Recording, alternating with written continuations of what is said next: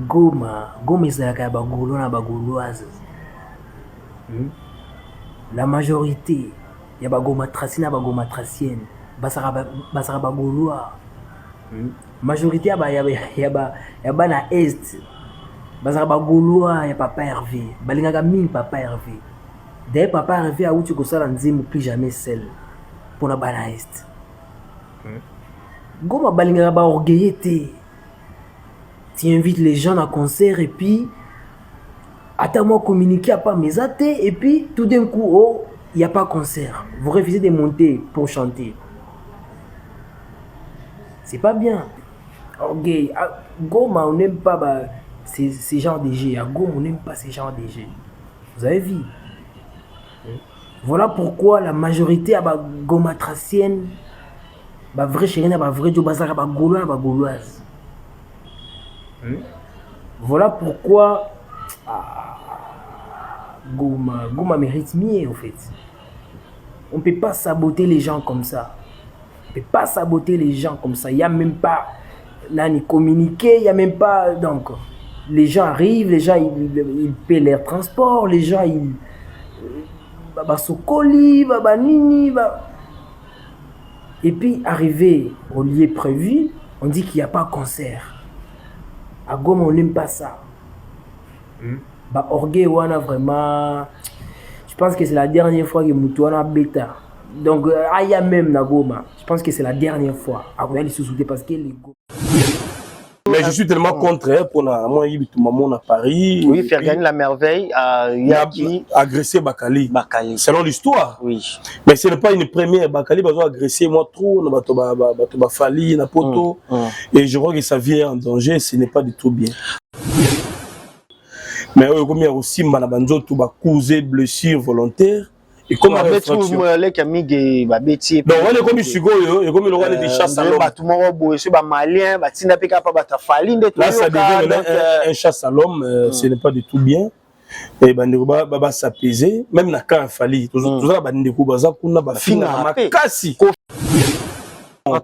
C'est un peu très louche, hein, cette histoire de Ferrego là, dans les RDC. Bon, vous savez. Le pluriel commence par deux. Son jeu, évidemment, un stade des martyrs le 24 juin 2023.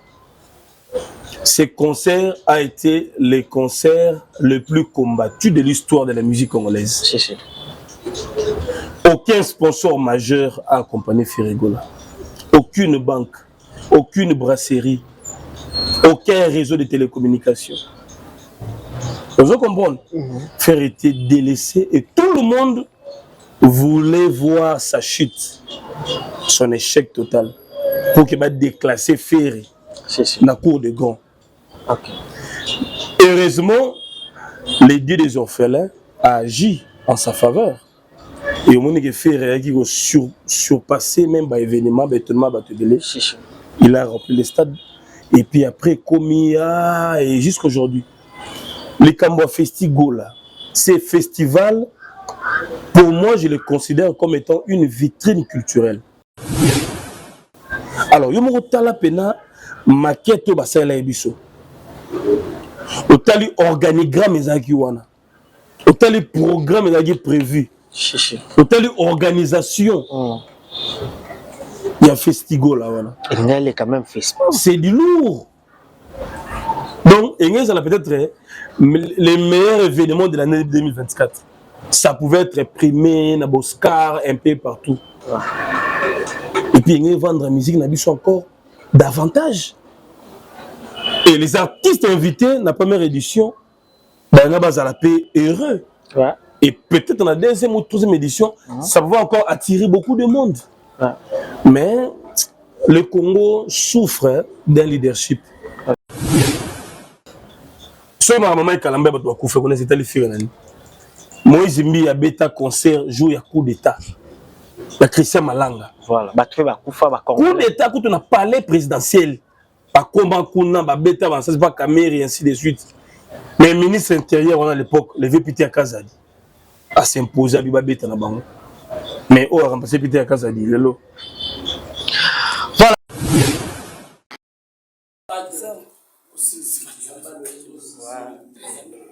Jésus de Niance, Ferregola, Fit, Yanika, Yanika, faut comprendre que Fit, c'est un des alliés. si. Donc, le 25 Oyoyo, dynastie. Et on va poser la question à mes oeufs.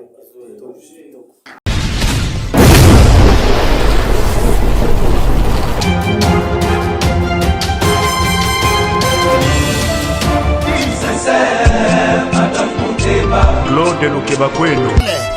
Claude Lukebakweno.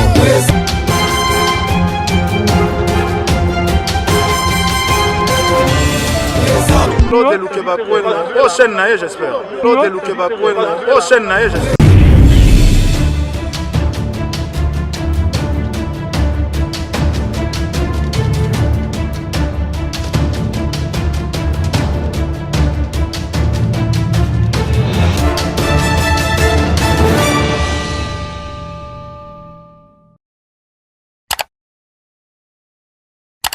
Voilà, mbote na bino balandi ya Claude Lukebakweno TV, mbote na bino bagoloise ya partout dans le monde, nabi ka botaki belé, ce bomoni ya bino lettre cadre de la presse ya Nika Bobo Zaparaté parce que a besoin de matière, a besoin d'information vraiment et où taka na source. Merci beaucoup. Wana mon directement Claude Lukebakweno, l'homme de jugement par défaut, sans oublier Bagolois, Bagoloise, il y a partout dans le monde. Il y a Freddy Bokulaka.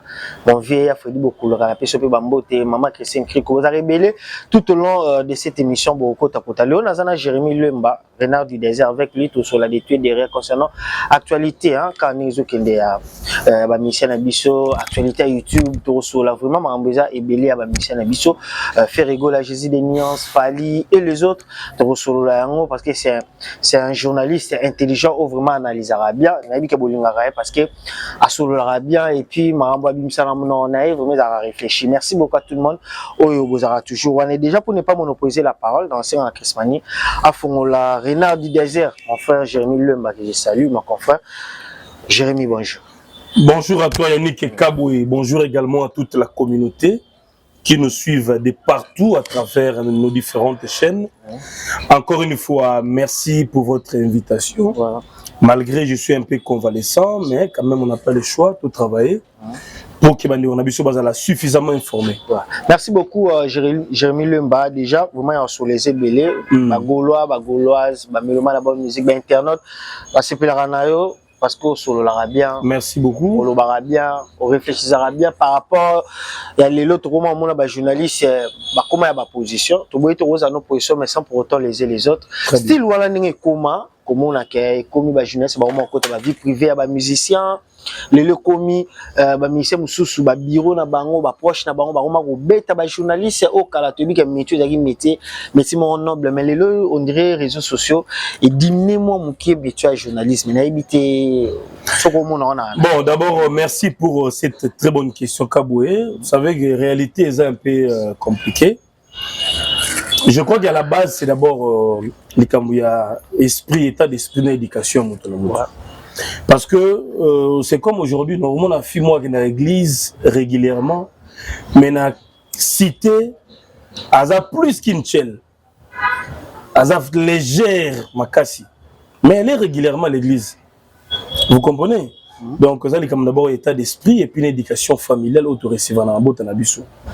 C'est vrai, nous avons les alliés, difficultés et souffrances et alliés, mais étant qu'un homme, il faut garder bande. Ce qui fait que le lot où on jeune et belé va perdre notre charisme, va perdre contrôle, va perdre même notre dignité. Et ça à cause peut-être Azoluka apparaître vie appréciée, baye monaye. Si vous biso to kembi na Kishasa et puis to kembati lelo, mais to zara complexité, to envie un peu batouté. Alors to garda cap na biso ezalate, je loue l'Éternel. Et je sais qu'un jour, mon temps viendra où on a réalisé beaucoup de rêves dans la vie. Donc c'est un peu ça. Alors, bandeko ba koti na ba jeu à ping-pong, ba insulter, na mon même bitumba. Privé à bitumba.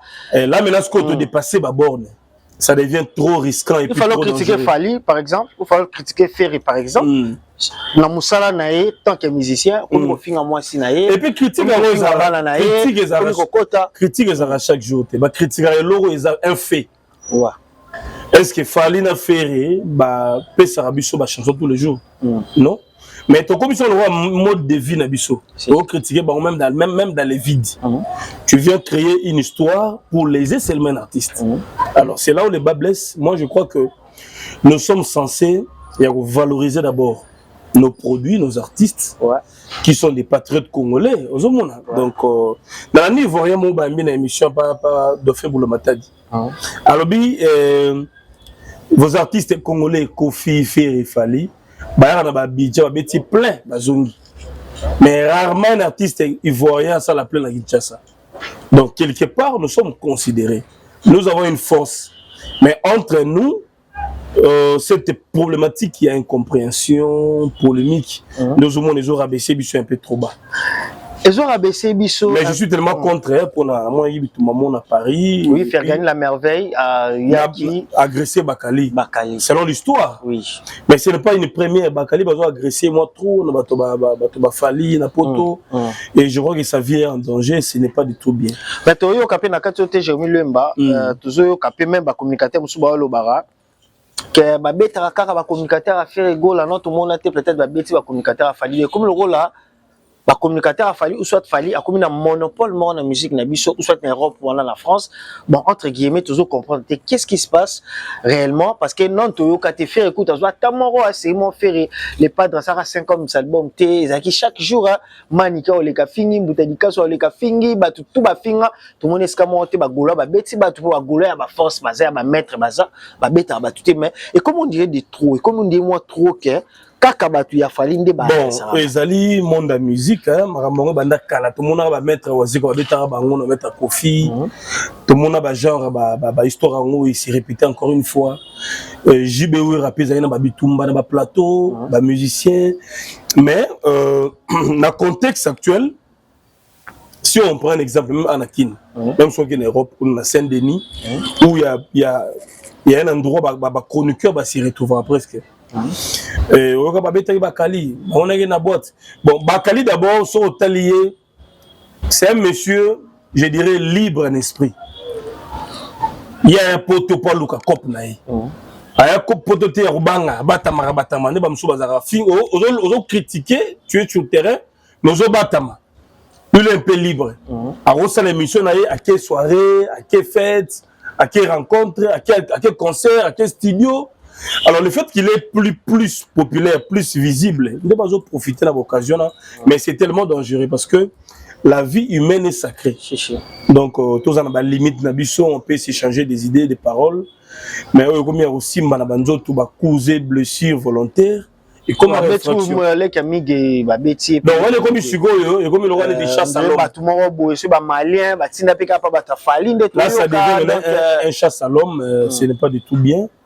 Et baba s'apaiser même na quand fali toujours bandeko baza kuna ba finga makasi Kofi kutu na moni ba auto finga puis na biso ko felom que je salue les gens Alexis Wechi et les autres bazo finga et donc ba proprement vraiment discours toi OK l'aime sou ko faire ko na l'aime sou na bana etata la mo le mon pao mo konzi mais na mona tesika mo pao par exemple ouais mais na mona ebika c'est mo pao quand ça manike za ba ma bébé ma bimi ça ya maman la biso déjà nangi vraiment j'ai mis le mot répondre ngo comment la ni maman komi bo longwe makambo ya musique et na komi ko kota na ba vie ya musicien pas bravo moi na caméra motivation makambo ezapi na nzala na kati OK omoni na biso to supporter nzala na biso ba ko supporter nzala te donc aromo pona ye il faut na fingela jo mutu tango ya mona na fingeli et je serai récompensé ozomona ba penser ba congolais tout comment perdre moi feeling ya vie la fingela jo na batu après on récompenser nga. Et ça c'est comme ça que ça a pris de l'allure et puis voilà.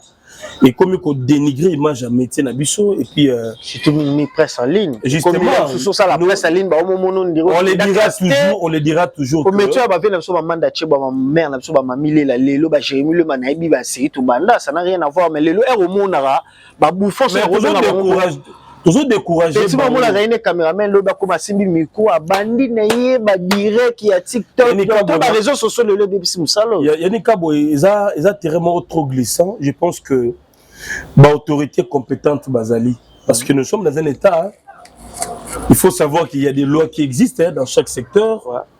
Et voilà, donc je crois, à un moment donné, il faut qu'on recycle les chroniqueurs, qu'on recycle les journalistes.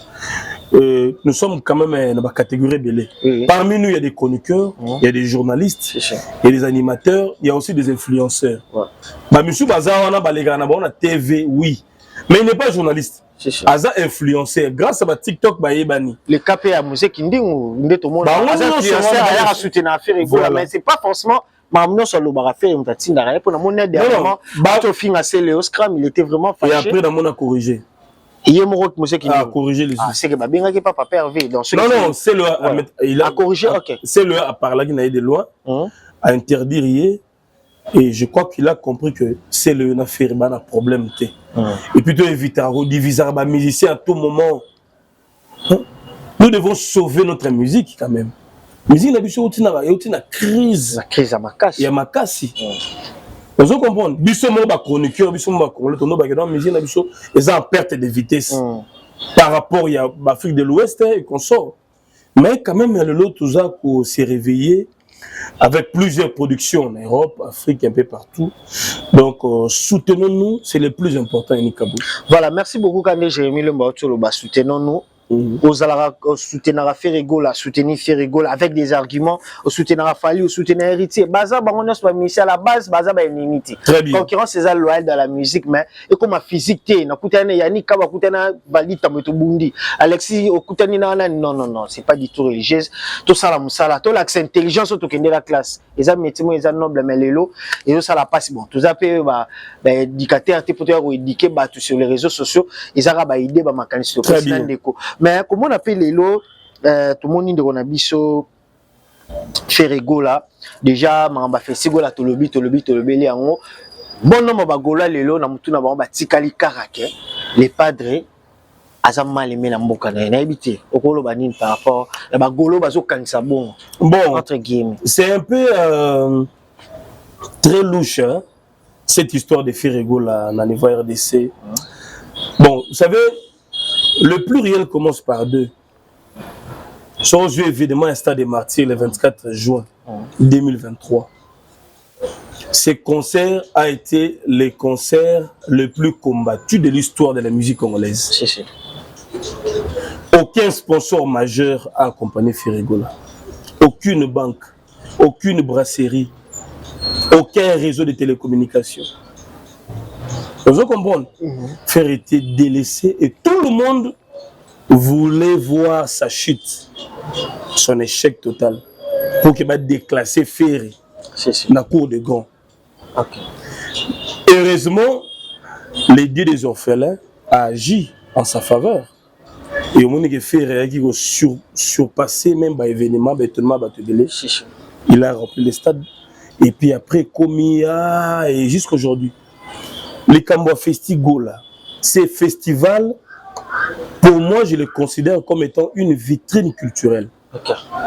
Parce que, d'abord, l'équipe qui entoure Ferré, c'est là qui sélectionne les artistes. Et vous allez voir que c'est est très ouvert. Parmi les artistes sélectionnés, il y a des Français, Gabonais, Sénégalais, Sud-Africains, Brazzavillois, et même de chez nous, Congo-Kinshasa. Donc il y avait métissage culturel. On s'attendait à un événement, à une fête de la musique pour une première à Congo. Il y a Grandeur, il y a Festigo là-bas. Le Côte d'Ivoire en a fait moi et ça s'est fait chaque édition, chaque année. Congo Brazzaville a fait spam, ba Ferré, ba Ouira, ba Farafara, ba Roga, tout le monde a fallu, ba Beta Kuna. Et ça, identité à Congo Brazza, fait spam moi. Le Congo Brazza n'a pas des artistes de renommée comme chez nous à Kinshasa. Mais au moins leur fait spam pèse. Parce qu'à chaque édition, ça va Magic System Bayaka, va Salif Keita, va Ouira, Son Bazala Rakuna, et ça booste aussi les jeunes. Au moins, il fait spam on a boosté les jeunes, Mario, Gucci, Mario, MC Baba et les autres. Les Paterno, Maestro. Au moins, il fait spam moi.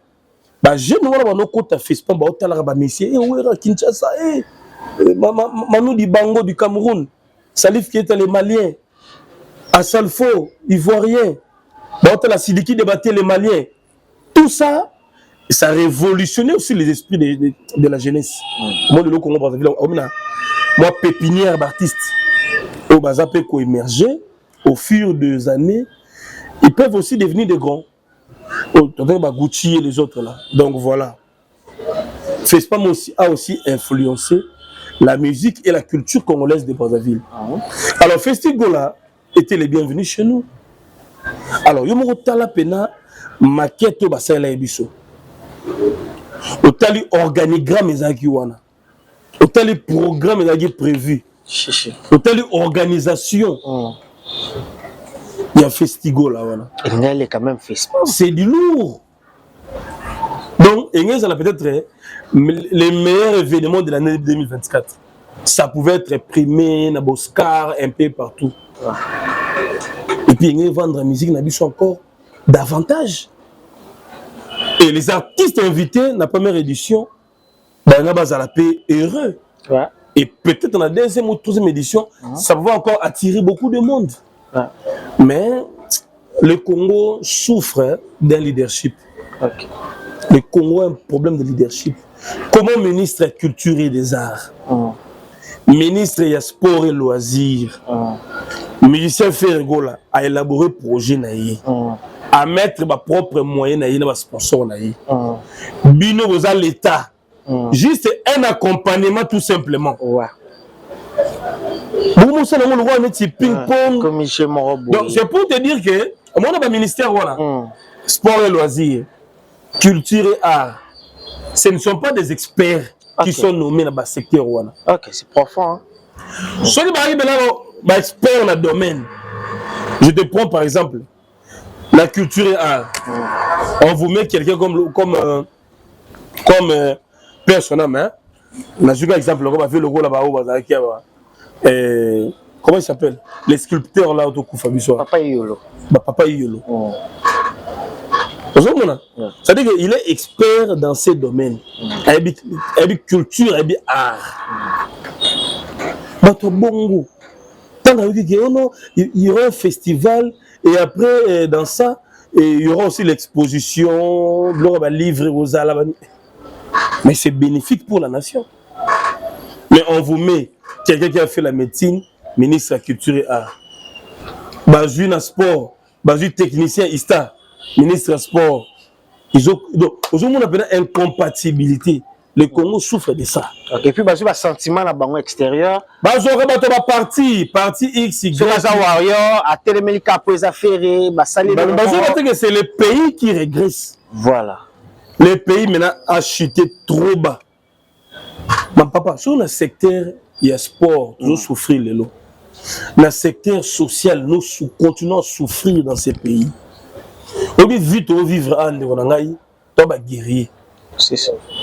Génération na Yonangaï, tu as bana, tu as famille, tu as bandeko. Mon cher ami, vivre chaque jour au Tigambon à Wendjali pendant que vous à tous à $1000, c'est rien na Congo. Parce que si on est à $100, frère, ici. Quand on est à $100, la vie coûte cher. Nous sommes en train de nous battre. On dit la stress, mon frère. C'est dès qu'il nous protège. On est beaucoup chargé.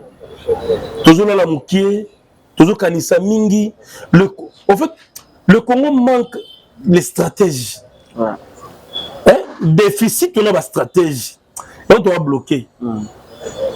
Tu peux imaginer, tu as la jeune Constant Moutamba, son excellence ministre de la Justice, que je salue respectueusement. Voilà son arrivée dans le ministère de la Justice. Mais il a bougé tout. Il a boosté justice. À sa visite dans la prison Makala, il a constaté que les prisonniers dorment dans ma belée. Et choqué, il dit comment les prisonniers dorment dans ma belée, dans le pavement. Il y a bien été. Papa, aussitôt nommé, a lancé un message. Écoute la prison. Donc voilà, il faut travailler dans les jeunes. Voilà. Le constat Moutamba, il est aimé par tout le monde. Hein. Jeune Wana, il est le ministre le plus aimé, les plus aimés, Raza Jeune, mon amouké, trentaine d'années. Les bateaux, il faut entourer Fatiba, Bisso, ma jeune. Ceux qui gênent encore constat Moutamba, avec le ministre des Sports et Culture, là c'est un beau festival.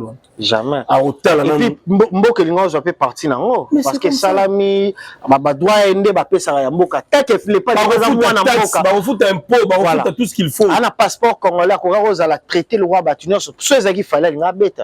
Parce que bon, j'ai habité sur une appartenance na musicien fallu quoi mais ngana kundoli makambo ça la mana Congo il faut ba jeune ba ozo ba tata mikolo ministre kilisi ayebili kilisirité ba ozo mutu moko boye ministre sport abeta ta kike monter quand même na ba stade de Martira ba ki ba station voilà les conséquences ministre a osé na koteka na stade de Martira ba stade de Martira ba tonga station évidemment ayebi na mon sport te na hôtel ba yebi na bango makambo te yango tozo souffrir Congo zo nyo comme pona biloko wana fallait président Fatia comprendre que ba jeune ndé bazana vitalité bazana énergie ba rebooster Congo rapidement zo ba jeune ta ba beaucoup maître ba cabinet ba conseiller to apporter un nouveau vent Congo go changer quand les mêmes visages les mêmes noms les mêmes personnes toujours tourner cacaron et nous sommes bloqués. Donc je regrette énormément par rapport à l'issue. On va délocaliser délocaliser Wapidat. L'envergure. Est-ce que vous savez que l'issue Zalaki et ça la mois d'août parce que les allaient moins de vacances avant la rentrée des classes. Batuba savourer quand même événement. Bamboule banda pour septembre batuba na bamboule événement en plein air boué. Bo ça peut bamboule bandi donc c'est humiliant ça. Il y a le roi humilier faire rigolo à Mboka. Non ba humilier la culture à Mboka parce que bato bazana ba tête dans le ministère on a c'est comme si baba parvenir. Chose grave ba invité pe bayaki poto longa na biso na ba invité pe bayaki. Invité bayaki. Ba moni pe ke ndenge ba ba zula les pattes li bana nzo na Mboka na moko. Bon, je vais quand même moins que rien. Ce maman est calambé, tu vas couper, on est allé faire un Moïse Mbi a bêta concert, joue à coup d'état. La Christian Malanga. Voilà, bah tu fais coup d'état, quand on a parlé présidentiel, pas comment qu'on a bêta, ça c'est pas Caméry et ainsi de suite. Mais le ministre intérieur, on a à l'époque, le VPT à Kazadi, a s'imposer à Biba bêta na bango.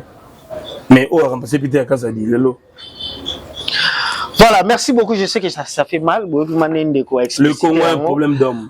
Voilà, le Congo a un problème d'homme. Donc, émission tout ça là, comme toi, Congolais, tu appelles libre le balambo canabiso, tu bang et l'oroté parce que trop c'est trop. Karabatou, on a bagolo, on a l'aime sous ça 50 000 à la stade de Marty. Bah, j'allais faire électer, bah voter l'aime sous président de la République, président sous Fatou Beton. Vraiment, tu l'unis, bah Congolais ne sont à la même pied des gars. Est-ce que le monde dit tant bah jeune bah télémi, tout le but qui te opé sa Fatou Beton chance naï. Voilà comment elle a été élue massivement. Biso Mourone to décide. Parce que c'est sincère. Biso Mourone ba jeune to décide. Faire rigolo la pika congolais. Non ils ont pour faire été mais la partie seigneur. Tout la ran ndenge vie à Congo de Tambola. Berere eza mingi. Voilà. Ba père wana ba osa sur le roté. Voilà. Président Fatou biso mo ba jeune de to PC makambo. Voilà. Ozomona. Biso mo to PC makambo. Pour to lingi eza vie na biso mo na terrain. Voilà. Mais na ba poste mususu ba tsara ba jeune. Voilà, merci beaucoup. Nous allons petit à petit vers la fin. Mais après la question, moi, tout le monde artiste et puis un mot qu'a fallu hier à BT concert à Goma. Bon, à BT avant-hier, ils ont bien, mais hier, vraiment, Milangi, projectile et tout, vraiment, et puis image bien, artiste à Mounine Oyazali, Afrique Monde, Balobelara, comme on a, il fait la télé, Bana Mboka Naï, mais na Mboka Naï Moko, boycotté, bon, vraiment, ça libéré, peut-être sur Hollande qui, image en c'est dû à quoi tout ça là, Goma tracé, vous demandez, Silika qui m'a cassé, selon yo, ça, mon pas dit ça, déjà, et comment ça allait être seul beau deviner peut-être? Bon, je n'étais pas sur le lieu, mais toutefois, tout ça, patriote, hein, étant qu'homme de médias, moi je pense que Massoula concert à Goma a fallu, et ça date de longtemps. Ça a été d'abord reporté, le concert a retourné dans l'Est. Vous savez, dans la vie, on est fort, c'est pas la nature.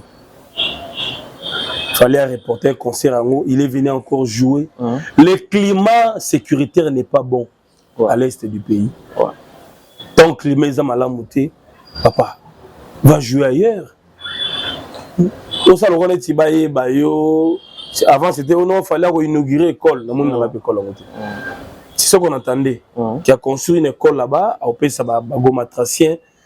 Donc, dans mon école, tout le monde concert, image à concert sous forme VIP.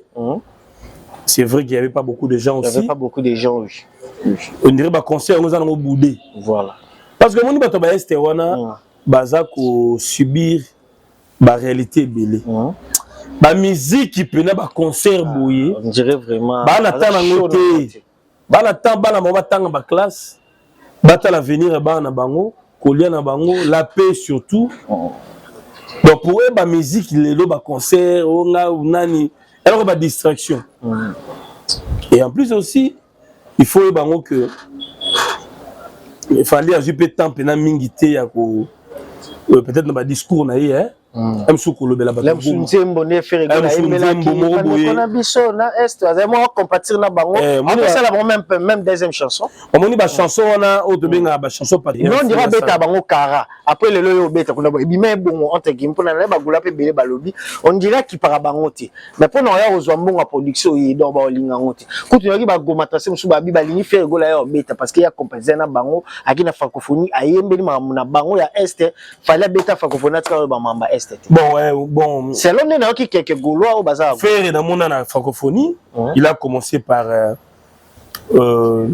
compatir dans le Ouest, même na concerné à Arena Lidas, à Betapenzembo Est. Donc, c'est quoi ça a raison peut-être. Bon, faire en fait dans la façon na épée. Fallait pas dans la nenge na épée, chocho na épée. Mais cette fois-ci, on est à Koutani Nango. Est-ce que le problème, peut-être faire pendant que Bukavu.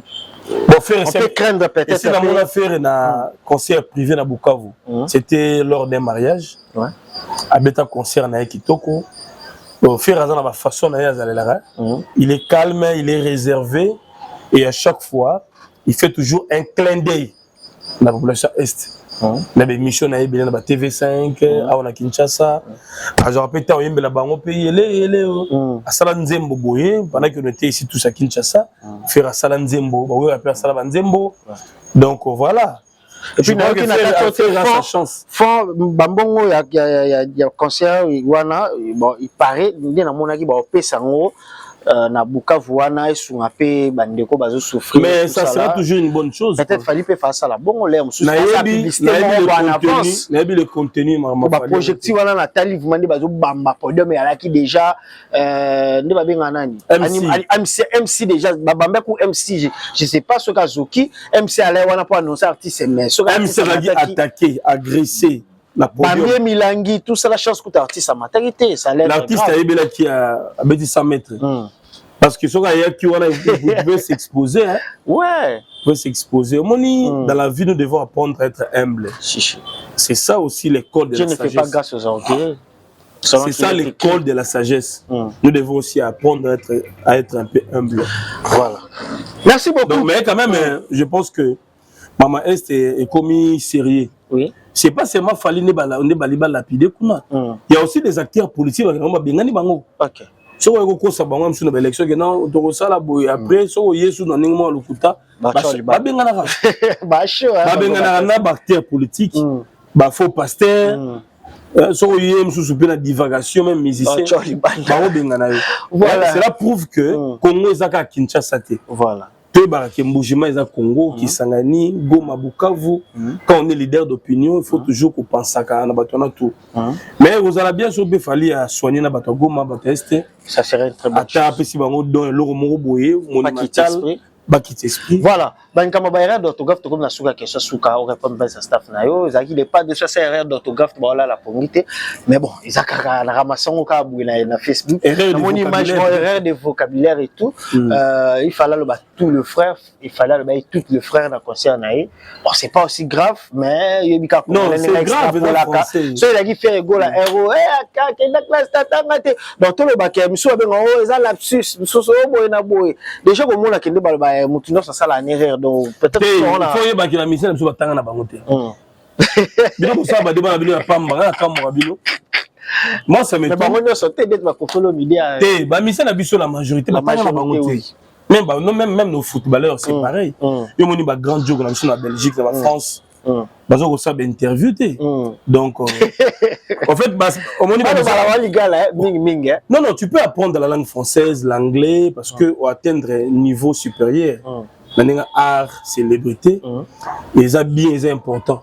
Mais bon, bah mission n'abisso belé, plus concentré dans la musique qui bah tanga pena bienté. Bah ça aussi rattraper na bango bah fali, bah ferré, bah progrès vérité. Mais sur une base, bah tanga qui na bango bienté parce que bah ça qui na bango, bah ça qui timing y a bah répétition, bah musique qui va sortir, c'était comme ça. Donc à mon sens rien toi au bah non fallait ça les gaffe. Faire ça les gaffe, faut bah on peut pas le bah faire ça les gaffe.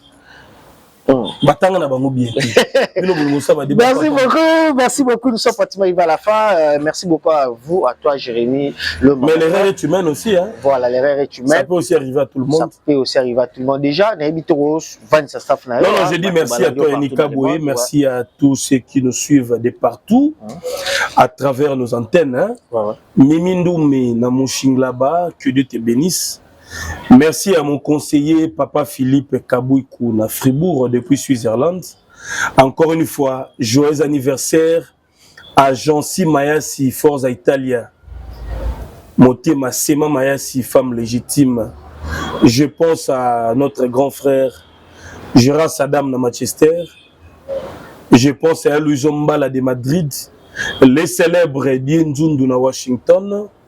Et pourquoi pas aussi remercier Rodrigue Malong aux États-Unis, le vieux Justin Panzou, le grand Mouyombe à Londres.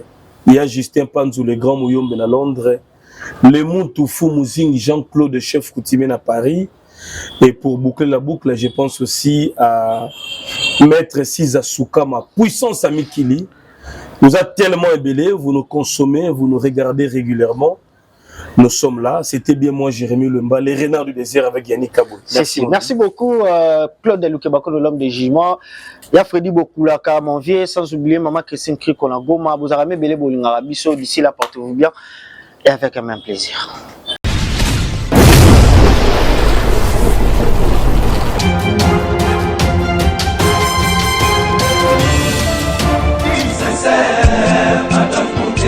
Claude Lukebakweno. Claude Lukebakweno.